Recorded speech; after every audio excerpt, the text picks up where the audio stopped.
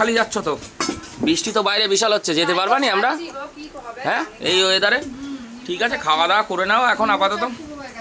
ও টোটো বাড়িতে ডেকে নেবো, নিয়ে ট্রেনে উঠে যেতে পারলে আর কোনো চাপ নেই, শিয়ালদা পৌঁছাতে পারলাম। হ্যাঁ ওখানে গিয়ে বৃষ্টি হলে খুব সমস্যা, আমরা ইয়েতে ঘুরতে পারবো না বীজগুলোতে। হয়তো টোটো করে চলে যাব, কিন্তু যে মজা পাবো না। তো বন্ধুরা খাওয়া দাওয়া করছি বৃষ্টির মধ্যে বিকেল 4টের সময়। আজকে কিন্তু দারুণ দারুণ রান্না হয়েছে একদম। ধনে পাতা বাটাটা হেভি খেলাম, হেভি।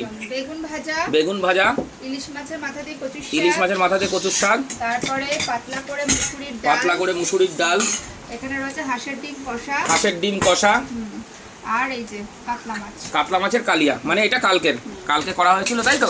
কালকে করা হয়েছিল, সবাই মাছ খেয়ে পারেনি, অনেক পিস ছিল, সেটা দিয়ে আজকে ব্যবহার করে দিলাম।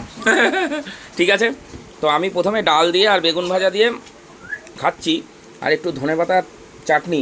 ও সত্যি হেভি হয়েছে। আর আমি এরকম ধনেপাতার চাটনি আমরা আগেও খেয়েছি, বাড়িতে বানাতাম। দারুণ।